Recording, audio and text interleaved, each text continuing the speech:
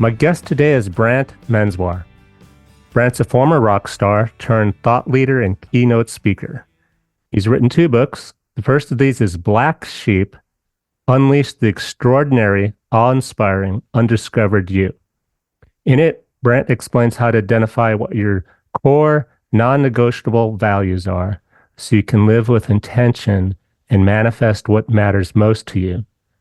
Like a black sheep, it's about being authentic and knowing who you are. His latest book on shelves this May is Designing Momentum, a big goal blueprint for transforming everyday moments into massive success. It's designed to teach entrepreneurs, CEOs, and those looking for fulfillment the mindset strategies to use to harness everyday moments to transform your life. Brant's also an award-winning musician and the frontman and lead singer for the band Big Kettle Drum. Welcome to my show, Brant. Thanks, Daniel. It's a pleasure to be here. So let's start with your first book. Sure. This idea of values has been around a long time. People in NLP, neuro-linguistic programming, and other modalities throw it around a lot. You actually wrote a book about it, The Black Sheep. Why tell people this concept who haven't heard it before? Why is it important to know what your values are, to identify your top values and know what they are? It's impossible to live with deliberate intention if you don't know what they are. And so that was the sort of the crux of me discovering what mine were and how to use them effectively every single day. I have to be able to choose when and where these values appear to maximize their impact. And so, less than 1% of the population can definitively say what their top 5 values are. Most of us are like me, are still trying to process what is a value. Can you give me your top 5 values so get an understanding what a value is? Yeah, totally. So mine, I actually have 6. Mine are creativity, hope, impact, empathy, family, and authenticity. So every decision I make every single day is filtered through those 6 things. And they either honor those things or they don't. And so when you have that sort of clarity, making decisions is not difficult. And the idea of living with deliberate intention becomes very real, because now I am deliberately making decisions in alignment with these non-negotiable values. And these values are where our purpose comes from. Purpose is something we choose, but you can't choose it until you know what your non-negotiables are. So you can't actually start with why, even though Simon Sinek wants us to. So you got creativity. What's your list again? Creativity, hope, impact, empathy, family. Family. And authenticity. Yep. I noticed family is on there because whenever I've played this exercise with friends or people, women, clearly their children, their family, or for most people, the family is like, what's most important to you? But creativity, what comes to mind, Brant, is you're a keynote speaker. You speak to corporations, associations, I assume anyone that, lets you on stage to speak and pay for it. Mm-hmm. And you're also a songwriter still. Mm-hmm. I would have thought that when you say values, it would be literally my songwriting or my speaking's number 1. Number 1 is my speaking, number 2, my songwriting. So I can know at the end of the day, I got too many things to do, what's important. How do you manage if it's more generalized? Creativity, anything could be creative. Well, that's exactly how it should be, right? So you're talking about the how, and I'm talking about the what. So what the value is connection, right? So connection is the number 1 shared value among all people by a 50% margin to the next closest shared value, right? So the how I experience connection could be family. That's why you hear that a lot. Could be community, relationships, faith, anything that is how connection is experienced. Oh, that's helpful, because say I'm a lonely person, mm-hmm. and I decide connection's one of my top values. It's important to me. That's why I'm kind of suicidal and lonely and drinking a lot and whatnot, right? Yeah. So I make connection important. Then, like you were explaining, what I do is go to the coffee shop, is it invite someone for coffee, invite them to lunch, Hmm. go to a meetup to go on a walk or play, sport. Those are the little, what'd you call them, the hows. That's the how, right? So if we got what, why, and how, what is the value? Why is the purpose? And how is the mission? It's how you experience it, right? I see. How in black sheep, it's how you're feeding your sheep. So if your 5 values are your black sheep, you got to feed those sheep every single day. They can't take a day off. And so how I feed those sheep will change each and every day based on what I've got going on and what I have time for. But the idea is that values don't change. They Hmm. don't. By the time we're in our early 20s, our values are pretty well etched in stone. And outside of a catastrophic event in your life, values rarely change. Now, what does change is how we honor those values. And so that how changes all the time and is what keeps us engaged and interested in life, right? It's why anybody you know that's recently retired is busier now than when they were actually working because they're trying to figure out the how because they had been doing the how the same way for decades. And all of a sudden now they have all this free time. So the how is changing. So with the values, wouldn't society share some of the common top values? Well, if guess if you don't like family, it won't be in your value. I could see that, but some of these seem pretty basic. They should be, everybody should share, would have the same common values.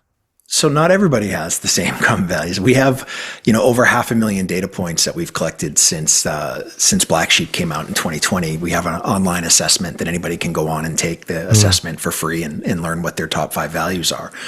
I can tell you what the 5 most shared values among all people are. Number 1 is connection, right? Mm. Number 2 is integrity. Number 3 is authenticity.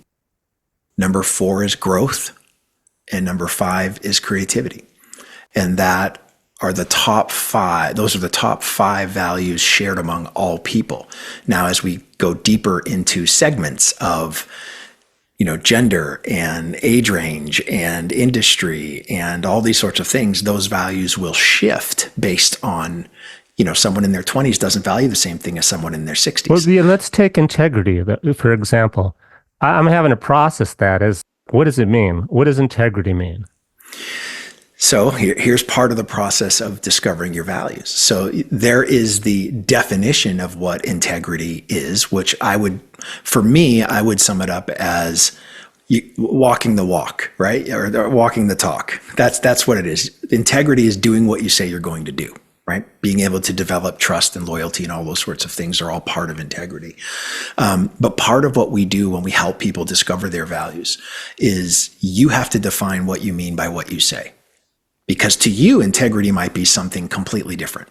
It's going to, Sure. Oh, well, just sounds like it means a couple different things too. Like, do you tell the truth, or do you lie? It seems like a lot of people walking around aren't quite, if that's the most common value, it seems like there's a lot of people not following their values. amen, brother. That is exactly what we're seeing right now. Yeah. That's why this country is as divided as it is. And then you go to church and you say Hail Marys for your sins because, hey, we're all human. I'm just pointed out that. Listen, church and politics are the 2 highest forms of hypocrisy, in my opinion. So that's just the way it is. Okay, so I interrupted you. What was your thought? Where were you?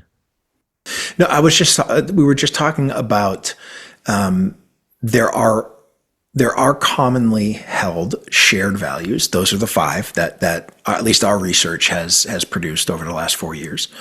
But they do exist in a hierarchy, right? And so those 5 values are the top of the hierarchy of the 5 families of values. So where connection is the highest value in that family, the other values beneath it that are sort of that connection is the umbrella for would be things like faith, relationships, community, anything that is experiencing connection falls beneath that. Integrity Okay. integrity would be loyalty, trust, truth. All of those things fall under integrity, right? So you start to see how we have these cascading values. And the reason that go ahead. Okay. Well, I was getting a little lost because it's getting a little, what's the word when it gets it's Conceptual. kind of conceptual, abstract, a lot of jargon, not jargon, but I'm back to like, how do I apply this in my life? How do I find out what my values are? And why are they so important to know this? How am I going to use them? Well, there's a couple ways to find them, right? I mean, we developed the online assessment to at least dip your toe into the pool. So as much as values are, I would argue, the most important thing that exists in the world, hardly any of us have ever taken the time to define what ours actually are. We have an idea of what we care about, but we treat things that are really important like they're non-negotiable, and they're not. They are, by definition, We treat things that are important. really important like they're non-negotiable, but they're not non-negotiable. Oh, Really important is not non-negotiable. okay. What's the difference? The difference is non-negotiable means no. So if you asked me to do something and it violates that value, the answer is no. End of discussion. If it's something that's really important to me, you could probably negotiate with me as to whether or not I will do or not do something. Oh, well, I noticed on there's no criminal activity on your values, so it's open fair In game. what way? Well, we know it's important to you, but it sounded like if it's not on that list, then it's not as important. But that doesn't mean that it's still not a belief or a value to you. It's just not in your top 5. Correct. Yeah. Now, the average person who takes the assessment lists at least 30 values that they consider really important. And the challenge is that's where most of us stay, is in the I've got 30 values that are really important to me. But that's why you have anxiety. That's why you have depression. That's why you have all of these other things, because you haven't nailed down the 5 things that are non-negotiable. And so you end up trying to honor 30 things that are really important to you, and you fail because it's an impossible task. Well, so give me an example of, you have 6. How come you're allowed to have 6 instead of 5? Because I'm a rock star and we do everything to excess. All right, there you go. You can't live 20 years living in excess and not have an extra value. So give me a 7th one. If you had a 7th one, what would your 7th one be? That's a good question. It would be sort of somewhere around. I could go in a couple different directions for that. They would all fall in one of those 5 families of values. No, you can't cheat here, Brant. The reason I'm asking you this is Yeah. I'm trying to paint myself and listeners a picture of Yeah. the 7th one now is not part of my 5, and trying to get an example of a real scenario where something happens in life and I use these top 5, and then my 7th value somehow coming into play, and I'm like, oh, can't do that, or that's not part of my 5. Yeah. For me, it would probably be something like accountability, right? Would be my Okay. going down that range. And so the question becomes the difference between it being in the 7th slot and the 5th slot. Okay, let's talk about that, because that's what you're asking. If it's not in my 5, what's the deal? Yeah, what's the purpose of this exercise? Right. So the difference is my 5 are non-negotiable, which means I'm going to do them no matter what. You can't talk me out of it, right? So if accountability for me is in the 7th slot, a perfect example would be I get up a little bit late and I don't give myself enough time to work out, so I don't go work out that day. If it was in my top 5, I'd work out, period. It would be non-negotiable. I'd find a time during the day and I would make up that workout. If I overslept, I'd do it at lunch, or I'd do it after work, or I'd do it before bed. I would work out. See, now I'm getting a bit confused again, because the way I always thought of values. I would have thought working out would have been one of my non-negotiables to begin with, so it'd be easy peasy. No, okay. Working out is an exercise of a value. So health would be the value. Working out would be how you're honoring health. Okay. Yeah. And then not, and it also threw me by not being accountable to who? Myself, I guess. Unless I had a Sure. workout partner, then I'm letting them down. That's not accountable. Well, that's why a lot of people have workout partners because accountability is important, but it's not non-negotiable. I see. And if it's important, you need a workout partner to keep you accountable, right? Okay. That's why you do that. Okay. So then give me an example of how your top five day to day do drive your life. Something that happens that is in your top five. And you're like, this is my top five. This is what drives me. So when you first define what they are, you've got to prove that they're real. And you do that by sort of tracking your days and seeing which of these values appear organically or not, right? And that takes weeks, sometimes months to determine whether something is real or not. Once you know what's real, what we actually do is have people program these values into their calendar. So you start writing when and where you want these values to appear. So if you looked on my calendar and you saw today's podcast, while I'm talking to you, I am going to choose, you would see things, for me, it's hope and impact, right? So you would see, Brant appearing with Daniel on his podcast. And then next to that appointment, you'd see two words which say hope and impact. So for me, I'm going to make sure that I speak hope and impact into this interview. Mm-hmm. And it's not by accident.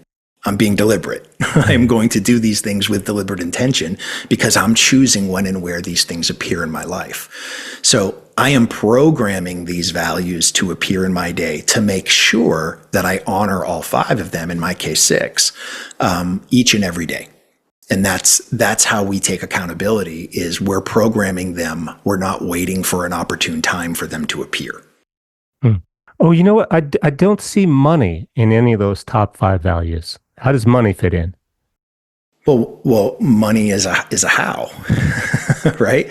So what would be the value of money? Is it security? Why do you want money? It's the value is the why. Mm-hmm. Like your family. If you need the money for your family's the value. Sure. So, but what about your family? Is it to provide security or safety or, freedom? What is it about your family that makes you want money? And so that's why you got to keep tracing this back and follow those breadcrumbs back to the root value of why. Of why. Why. Why do you want money? Because my family wants a new, I'm just making stuff up, Yep. technology wise. My kid needs a new iPhone. Okay. Yeah. So why do you want to give your kid a new iPhone? Or let's say my family needs a bigger house. We have a new baby on the way. Yep. And it's a one bedroom apartment. Yep. So I'm going to need some more money for my family. Yep. What is giving your family a bigger house going to do for you? It's going to allow the kids to have their own bedroom and to have, so their mother doesn't. Yeah. So we have another bedroom right now. We only have one bedroom. Yep. So what is that going to provide you? Provide some peace for the mother. So peace becomes the value, and everything you're doing is to honor that value.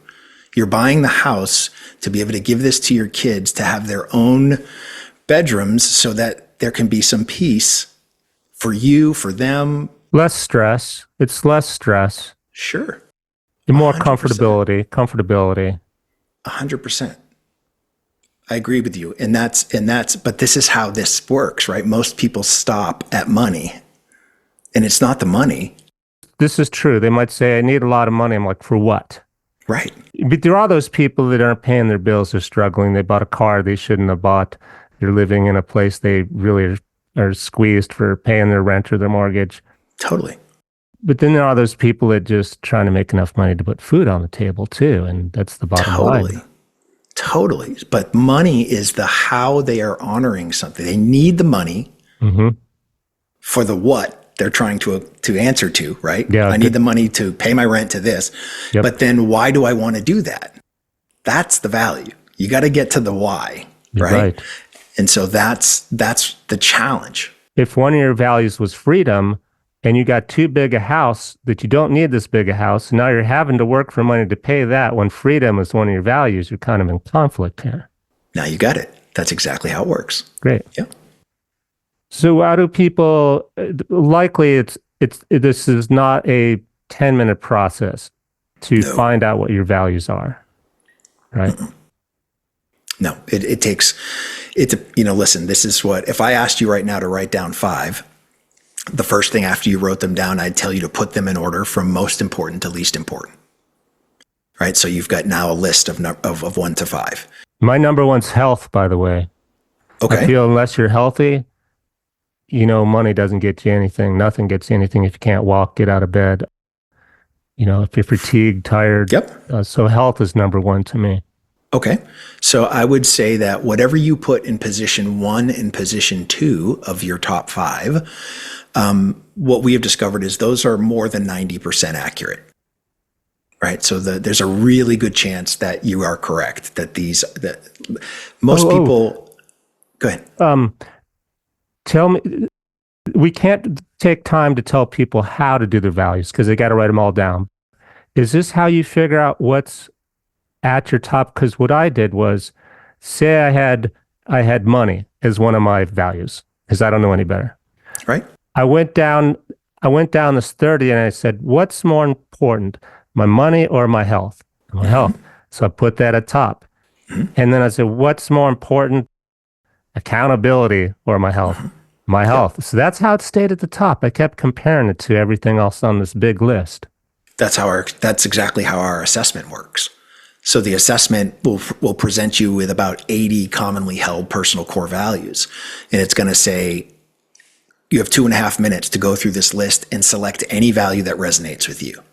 So people do that and they usually select at least 30. And then what happens is it pits words against each other. Is it this or that? Is it this or that? Almost March Madness style, right? Mm-hmm. And so it's asking you, is it this word or that word that's more important? And it helps you start to narrow down those 30 plus words that you said were really important down to somewhere around 10 or less. And then it's going to say, out of these, pick your top 5. And then once you have those 5, the next step is to put those 5 in order from most important to least important. Well, that was backing up the harder part, getting it down to 5. Yes. And the way I did that was okay, compare health to money. Mm-hmm. If I could do 6 triathlons and write a book and be on TV for being the, mm-hmm. Armstrong for that, or I could have $0 and be dumpster diving for my food, mm-hmm. and not have a house to live in and any clothes, be walking mm-hmm. the streets dead broke panhandling. The health is the health. If I could be super healthy but have no money, that wasn't so hard as I thought of. If I'm super, super rich, have all the money in the world, I'm a billionaire, trillionaire, mm-hmm. but I can't get out of bed. Yeah. I can't walk. Yep. I'm basically a vegetable. Mm-hmm. Clearly, health wins. I did that kind of extreme comparison. Yeah. Yeah. Listen, I've got several billionaire friends who are miserable. And it's just so money is the how, right? Money is just giving you the ability, hopefully, to explore what really matters to you, mm-hmm. so that you can start honoring those things, because that's where fulfillment comes from. That's where that's where feeling like you're living a life of fulfillment happens. And so money usually provides the freedom to be able to pursue those things. Mm-hmm. So can you give me a similar example of your accountability? Say I was stuck with your 7 and I need to knock accountability off. Family's important. How'd you do it? Give me your process of throwing one off the list. Of throwing one off the list? Yeah, throwing them off the list. I'd go through a couple different scenarios to see if it's negotiable or not. Is there anything that could happen that would make me negotiate that value? So like accountability. I'm trying to lose some weight and somebody throws a Little Debbie snack cake in my face. Am I going to say no to that 10 out of 10 times? Probably not. Probably not, which means it's not a non-negotiable, right? Because if it was, I'd be like, get that out of here. Not interested. Oh, I see. You're not creating this list to change your life. You're trying to figure out who you are. That's what values are, brother. That's all that this is. It's not. Oh, This is about stripping away what the world has polluted you with for however long you've been alive to get to the root of who you actually are. oh, so it's not about changing who you are, trying to be better than you are. How can you change who you are when you don't know who you are? I see. Well, it makes it easier in one context because you don't have to think so much. You just watch your behavior to figure out. But what if your values, what if you're one of those people that really don't realize you don't have good values? There's no such thing as values that aren't good. Hmm. All values are good. Yeah. Hmm. Now you might be exhibiting behavior that violates a value. It's the behavior that's bad. It's not the value that's bad. Can you give me an example? I'm thinking like a criminal, Mhm. someone that's really gone down the not ideal path, but everyone's a good person. All babies are born good. I agree. Is that what you're speaking of? Yeah. I mean, I believe that we're all born that way and we learn behavior.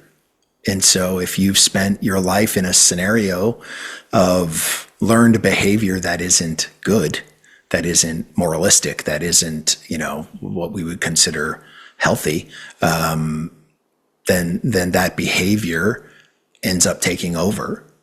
And the reason that that behavior continues for a lot of us is because we don't take the time to discover the values that can hold us accountable.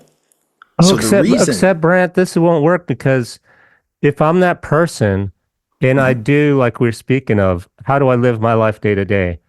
It would come up my values probably too. Do I want to get up early out of bed? No. Do I want to steal? Do I want to tell the truth? No, I don't want to.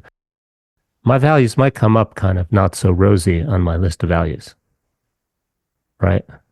I don't understand that. I don't understand the question. So the values come up. The values have nothing to do with being good or bad. Well, remember you were saying you were teaching me how you can't you're not trying to change, it's who you are. And we're using accountability. It was a great example because you're Mm-hmm. like, if it comes up, someone give me a chocolate chip cookie and I'm Sure. accountable on my diet, yeah, I'll take it. So accountability is not big. What if being honest wasn't really big on my list because, do I tell the truth every day or would I fib on my taxes or this? No, you know what? Being integrity is not really that big on my list. Um, right? I'm not understanding what you're asking. Oh, So yeah. I mean, if I guess I don't understand the where you're going with the okay. question. So to figure out your values, Huh? you said what we do is we don't try to aspire to be something. Correct. Those are aspirational values. We tell it how it is.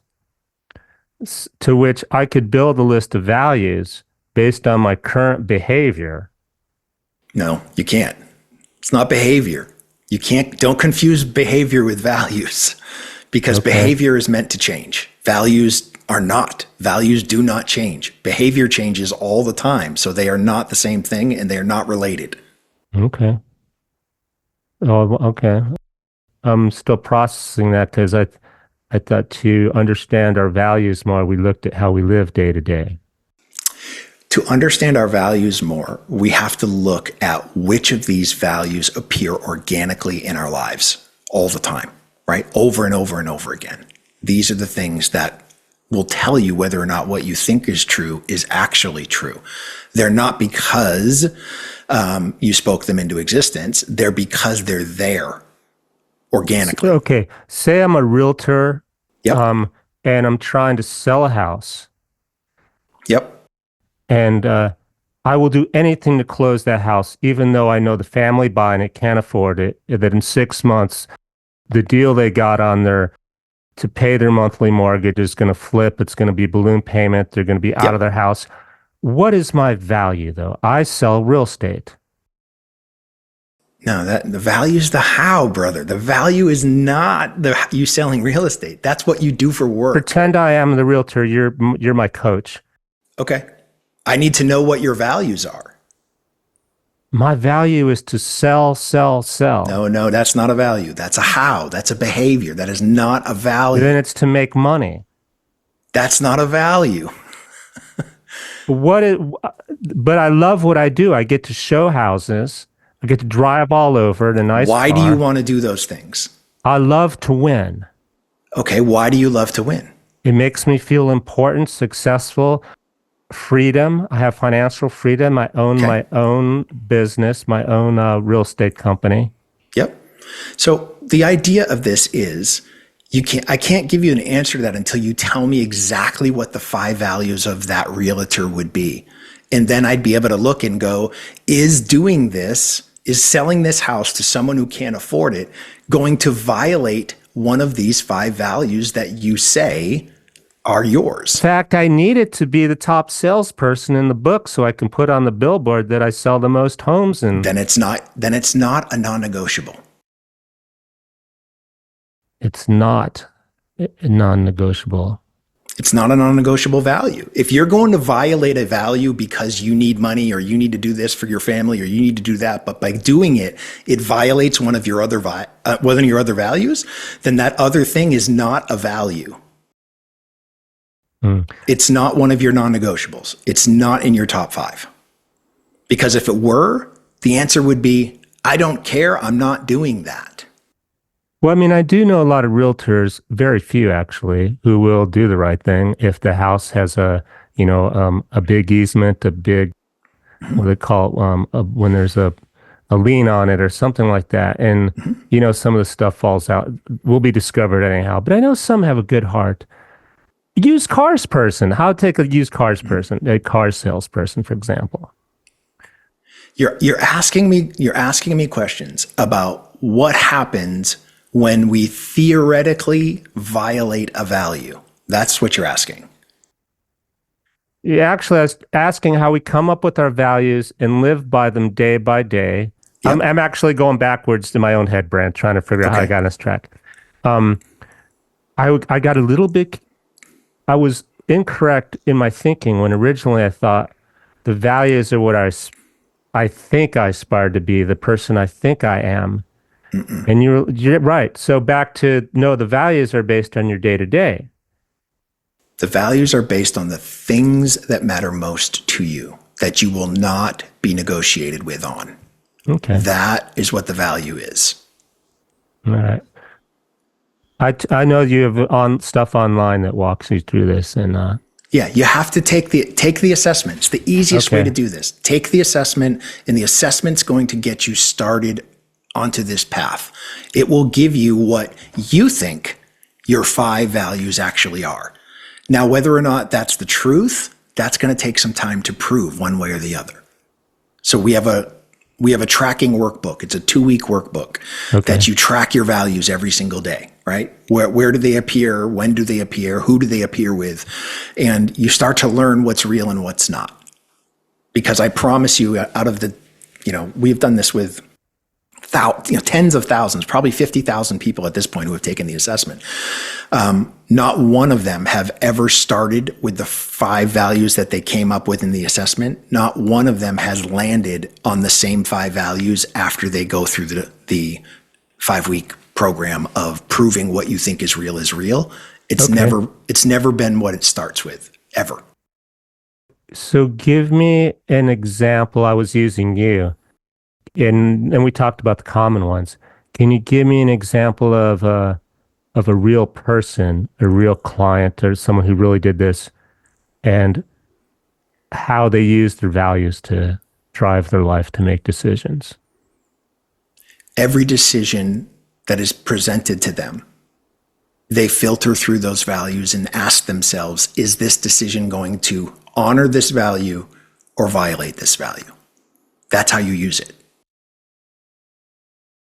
Okay, so uh, can you give me can you give me Give an me a question. example? Just give me a question. Oh, for you then, would you For a decision. Yeah. What's a decision you want me to make? Um, I'll give you one. okay. Should I appear on Daniel's podcast or not? Mm-hmm. Okay. There's the question. My filter of creativity, hope, impact, empathy, family, and authenticity. Mm-hmm. I would have to say, okay, I'm going to be on Daniel's podcast. Is it going to give me an opportunity to be creative? Probably because we're going to have this conversation. I know he's a musician as well, a songwriter. I know that we share this creativity. So I know this is probably going to come out in what we talk about. Am I going to have an opportunity to have impact? Well, I'm definitely going to have an opportunity to impact you, but because of your listeners to this podcast, yeah, I'm probably going to be able to amplify that impact by the people who listen to your podcast. So yeah, so I'm 2 for 2, right? I'm going to honor those 2 things. Yeah. Now I'm going to say empathy. Okay, well, chances are Daniel's going through something right now that I don't even know about, that I might be able to encourage him in one way, shape, or form, or at least feel for him of whatever's happening. And maybe by having this conversation with me and having empathy as to what's happening in his life, I may be able to help him in some way, shape, or form. I'm 3 for 3. Family, which is basically connection, right? So family is in the same value as connection. So what would happen though if your family needed you and you had to cancel the podcast, which I totally understand? Totally. Then I would cancel it. I would cancel that because in the hierarchy of my 5, family is first. Okay, I thought it was creativity was first. Family. I was listing. Oh, you were listing. Okay, listing family. Yeah. Well, that makes sense. I would expect family as the topic. Yeah. Sure. So if that's number 1, then even though I'm not violating the others, but I'm missing an opportunity to honor those others. But if that's the case, then I would simply go, hey man, I'm going to need to reschedule. My wife, has to go to the doctor. She's sick, whatever that looks like. My kids aren't feeling well, whatever that is. Then yeah, but so the decision I am making is whether or not I'm going to be able to honor these values that I'm telling you are most important to me. What it doesn't consider is the outcome. I am not considering the outcome. You shouldn't, because you don't know how things are going to play out. I could have gone, yeah, perfect. I was going to cancel on you, reschedule, but I didn't want to do that to you. You never know. But so I could see like people probably already do this and don't know it. And then they come to these difficult decisions in life. And by having these on paper, it's what they're already doing. There's some decisions people can't make that are difficult. And if they had it on paper, it's easier because we do it all the time. The family is an example. Oh, I'm choosing my family instead. It's a higher value. And you do that without knowing that you're actually considering your values. Yeah. What I would say is that most people are winging it. Right. And do you know where that term comes from? Where winging it comes from? Don't recall. So it comes from in the early 1900s, right at the turn of the century, during the gold rush and everything. People had more money and time than they knew what to do with, and so especially on the West Coast over in California, they started to build playhouses so that people could spend their money and be entertained and use some of this free time that they have. Well, they built more playhouses than they had actors, and so what ended up happening is someone would get sick, someone would get hurt, and at the last second, they'd have to try to find someone to fill in for the actor. And so that person would show up the night of the show. They'd be handed a script. They would stand in the wings of the theater, and they would frantically try to memorize their lines before they stepped on stage to do the scene. That became known as winging it, right?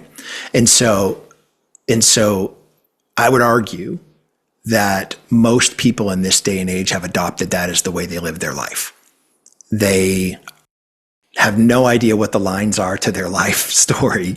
So they are frantically trying to memorize something in a moment's notice before they have to step on stage and perform in whatever that is in life, instead of figuring out what this is so that you don't have to do that. So something that was created for an emergency has been adopted as how we choose to live our lives.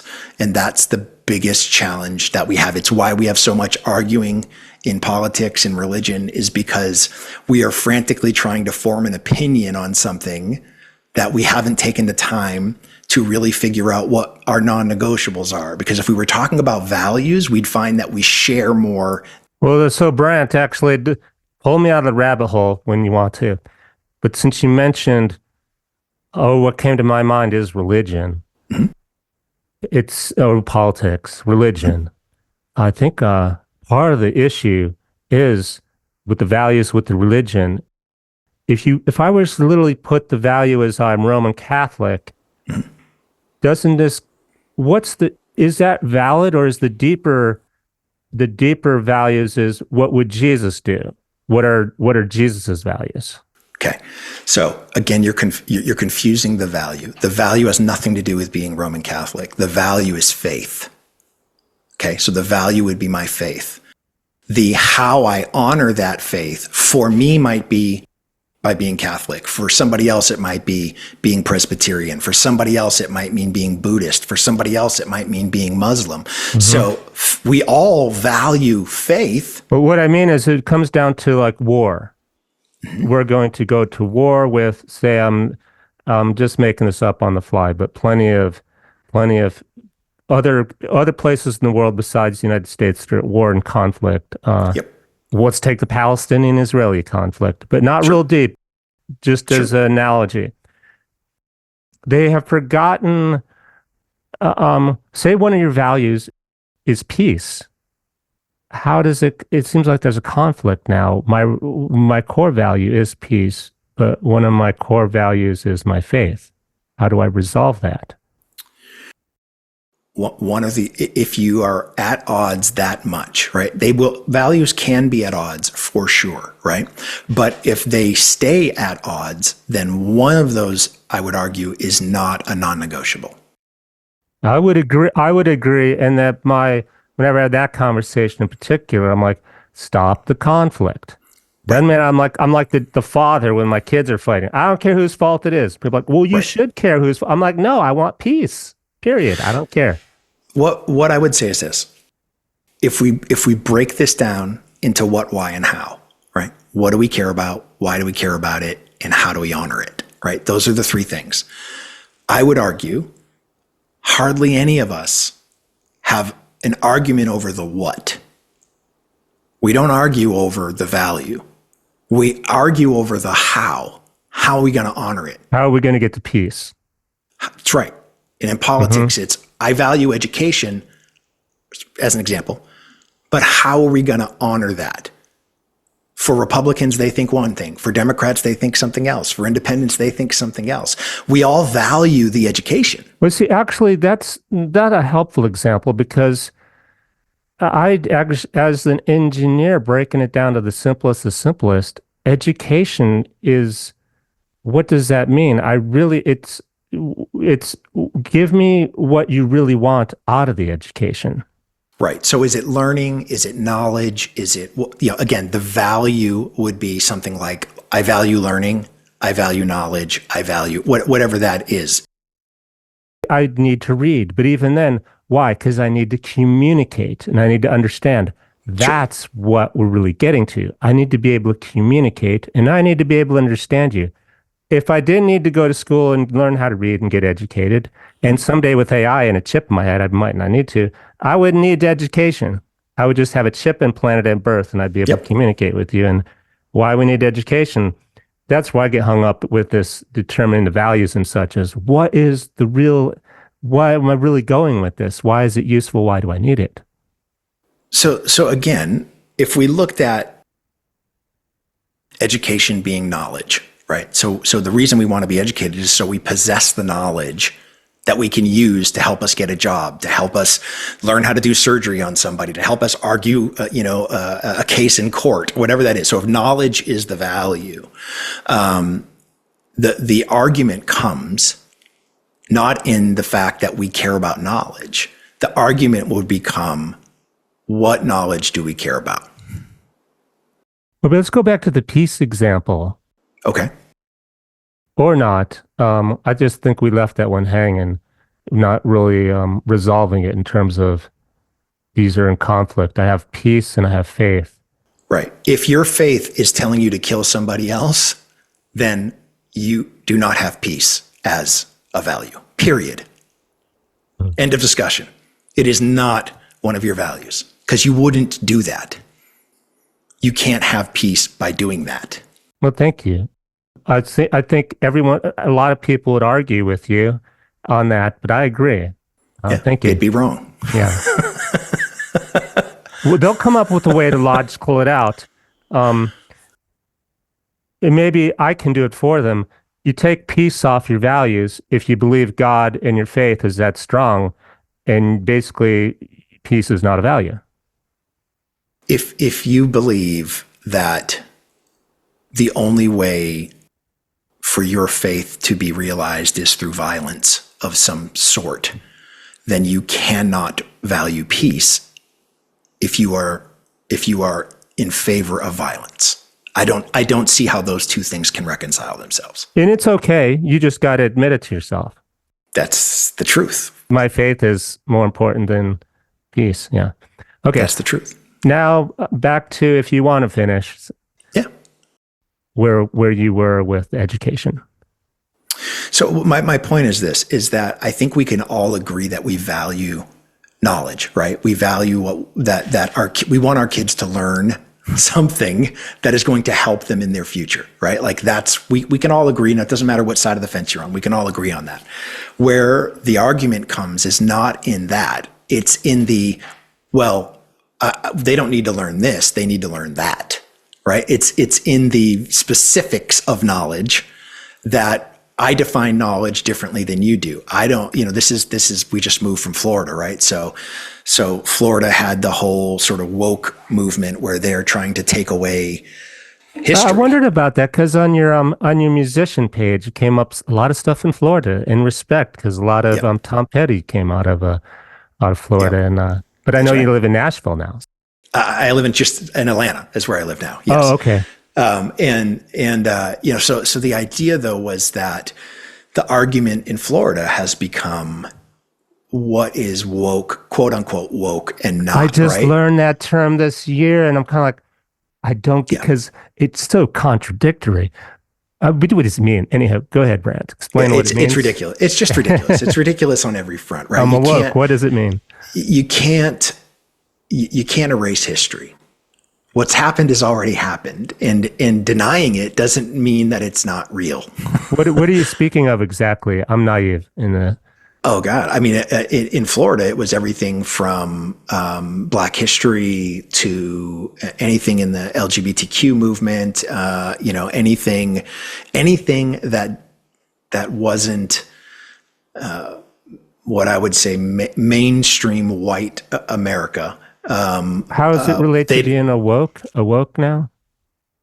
Well, if you care about those other sorts of things, then you're woke. You're woke. You're not standing to our roots. You're worried about what the world is trying to convince you of right now. And it's just, listen, it's a ridiculous argument. So woke would mean like, I care about the Black people. I care about the LGBTs.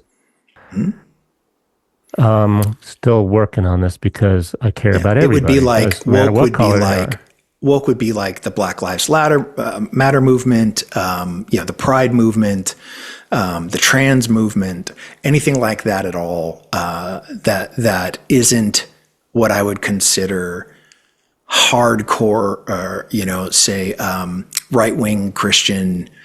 I took us down a rabbit hole.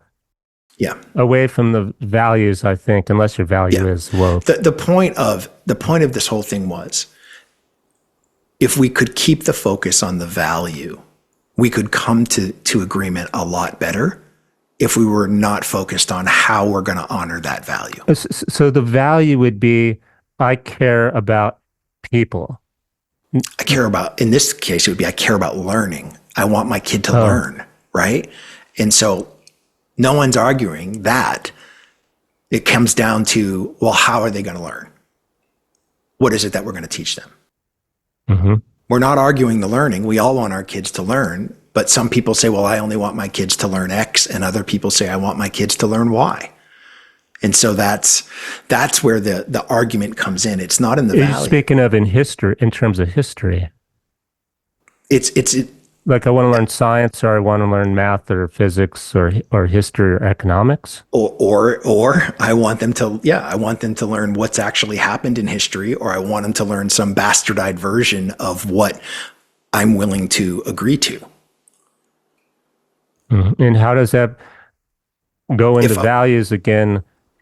it goes into values, that if we could keep the focus on learning, and let's talk about that, right? Let's talk about that. We can find common ground in the other things. But when we take the eye off the ball of learning and we start hyper focusing on these little minute things along the way, we get stuck there and learning gets lost in the argument that, well, I don't want them to learn this, I want them to learn that. So I'm trying to stay focused on values. My attention's being pulled away, but I think this is relevant. Disinformation, misinformation, it could be about truth. Truth could be a value. Truth is a value. Yeah. So if one of your values is truth and one of them is knowledge, this is an relevant example then, because your value is truth. It'd probably be my top value above knowledge. I'd want true knowledge. Would this help me, Brant? Is what I'm doing here is processing. So theoretically, absolutely. The challenge would be truth. What's truth? You can't live in this country in the last few years and not question what the truth means, because it depends on what you have convinced yourself of, right? Is it absolute truth? Is the sun, or is the sun a piece of cheese that just floats in the air? If I've convinced myself that it's a piece of cheese, then that's my truth. So truth is a slippery subject. I mean, that's why we've got CNN and Fox and MSNBC, and we've got all these news shows, because they all have a different version of the truth. But in the end, we are all searching for the truth. And that's what I mean by my value. The truth is, whether I've been played or not, my value is really the truth. And I've been played. I might believe the lie that I've been told. Lie is a strong word. We say my new belief based on this misinformation, but I'm really still seeking the truth. Yep. Agreed. Yes. The truth is still the value, and we get lost in the details. So back to this choice about knowledge. I think this is an important thing we're on here, because I'm open-minded, and I choose my friends based on who they are, not what color they are, not whether their sexual preferences. But to this knowledge thing, can you give me an example of where someone might choose a different path in knowledge and not be aware that they're violating their truth? Seeking the truth is a higher value. So for me, when it comes to things like, I put learning and knowledge in the same bucket, right? But how I would differ those two values, even though they're similar to each other, learning is about the act of learning. I like I like going to classes. I like being in school. I like the act of learning, right? It keeps me engaged. Knowledge is about possessing the knowledge. So it's not the act of learning, it's having the knowledge is what's most important to me. Is it the journey, or is it the destination, right? So someone who has learning is somebody who really loves the journey, and somebody who has knowledge is really about the destination. I care more that I possess the knowledge than how I learned the knowledge. Does that make sense? It will.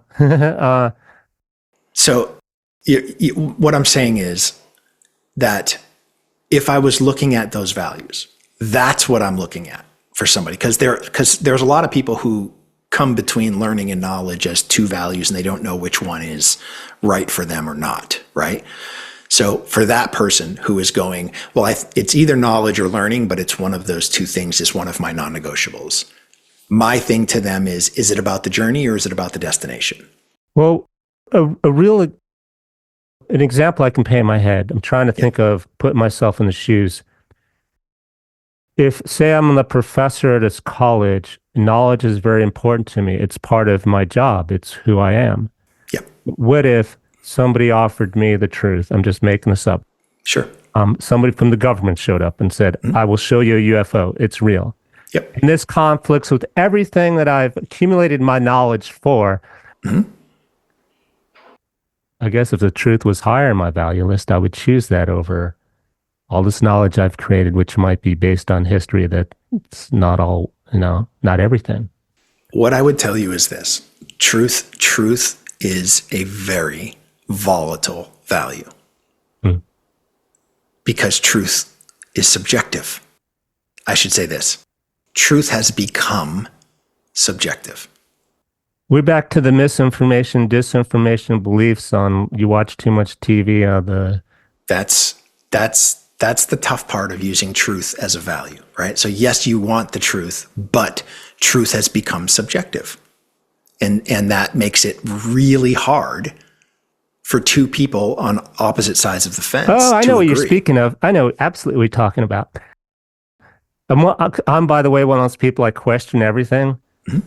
Some of my friends get really frustrated. Can't we agree on anything? Why is that so important? We absolutely positively have to agree. I'm not challenging your beliefs, or I don't have a problem with your beliefs. But basically, the moving target you speak of, people, they feel the need to agree on this is true, evolution, yes or no, God, right. Yes or no. I'm like, right. Why does it have to be so absolute? Because it's gonna change next year. Just like they'll say, coffee is good for you. Red wines, a little bit of red wine's good for you every day, good for the heart. It'll change next week, depending on. Ideally, truth should be absolute. Okay, so I think I beat the truth out of this enough. Let's talk about your new book, Designing Momentum. Yeah. Tell me about it.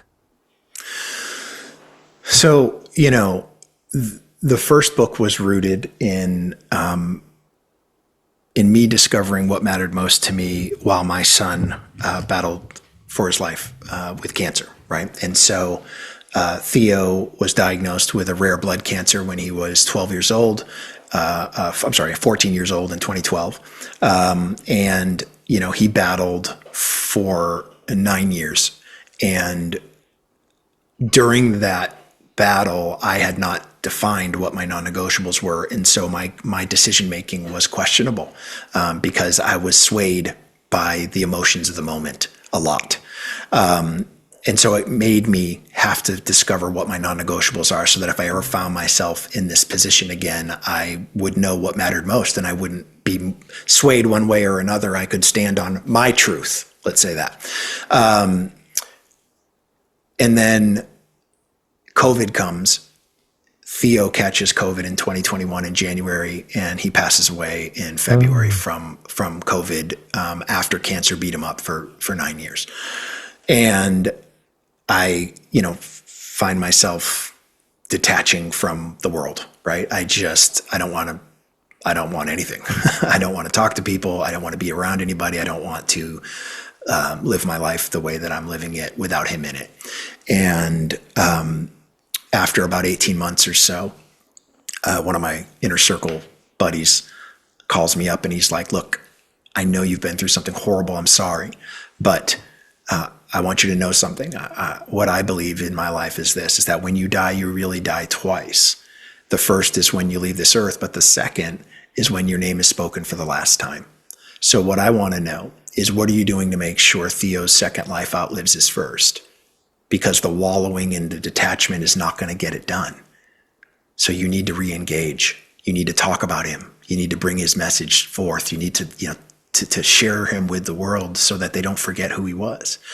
And you're not doing that.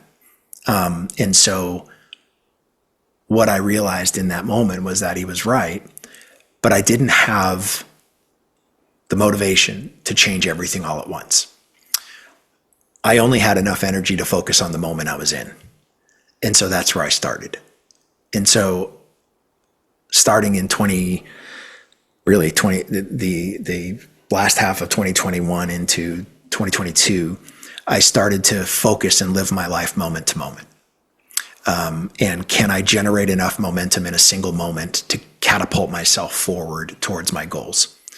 And what I found was that sort of survivor mentality of survival mode that we have all found ourselves in at one moment or another, where you're only focused on the moment in front of you because everything else is too overwhelming. I was able to flip that and use that moment to moment idea to start building momentum. And here we are now, 4 years, almost 4 years, in 2 weeks, it'll be 4 years of Theo passing. I finally have built that momentum back in my life to be at the top of my game again. And this new book of Designing Momentum was how I did it. Nice. How do we use the power of a single moment to propel ourselves forward? Nice. Yeah. What worked for you? What I've discovered is it really works for everybody. This comes back to, Eckhart Tolle and the power of now, right? Are you in the present moment, or are you living in a future that hasn't been created yet? Or are you dwelling on a past that you can't escape? And so it's about owning the present moment and using it to propel yourself forward. And the book gives you, how do you change your mindset? To do that, it puts forth what I call the bump framework. How do you bump yourself forward in a moment? Is by creating belonging, understanding, meaning, and purpose. If you can do those 4 things, you can actually create enough momentum in that moment to push yourself forward. And so it teaches you how to do that in what I call momentum. That's what the entire book's about. Yeah, notice the catchy acronyms. There's the bump framework, mm-hmm. and then there's the WITWAW.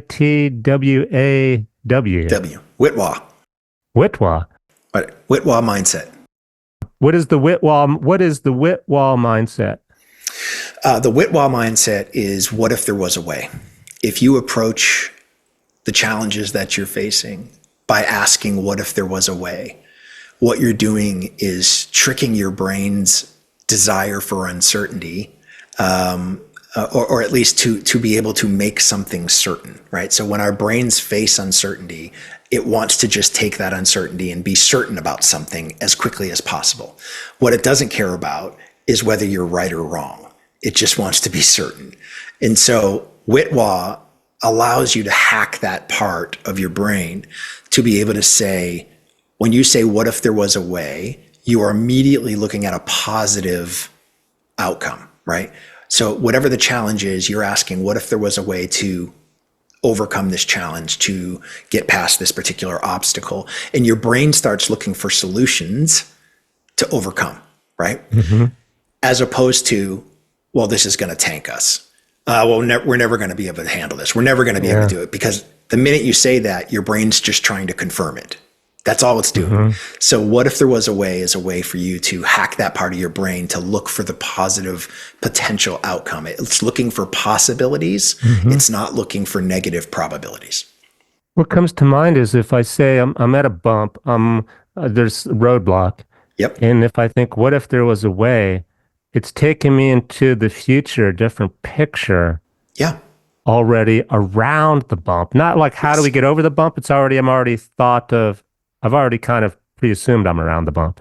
Yeah, agreed, completely. And what that does is it just puts your brain into a mode of trying to find solutions. Mm-hmm. Like, how did I get here? Like, I'm working backwards. I'm already here around the bump. Right. How did I get here? That's right. And it's trying to avoid when you're looking for solutions, it's avoiding you confirming the negative potential of whatever that looks like, right? So if you sat there and went, well, great, now I'm going to be late. Well, great, I'm never going to get around this bump. I'm never going to, your brain immediately is trying to confirm what you just said is true. It's going to kill you. It's just going to make you feel really bad. Truth. Yes. Yeah. Yes.